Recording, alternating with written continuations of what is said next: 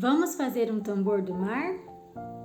Você vai precisar de caixa de pizza, fita adesiva e durex colorido. Enfeite as tampas da pizza da maneira que você preferir.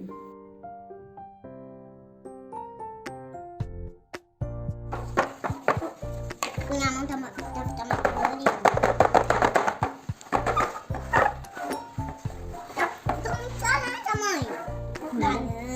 Não ficou, o meu que ficou. Sabe por quê? Porque eu punhei amarelo, depois punhei azul e depois punhei esse. Aí ficou laranja. Amarelo. Não, o seu virou.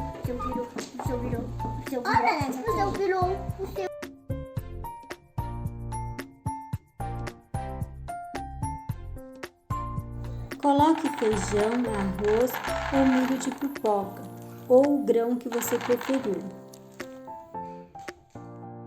Aqui eu fechei com a fita larga primeiro, depois eu passei esse pedaço de durex, que foi o que tinha em casa.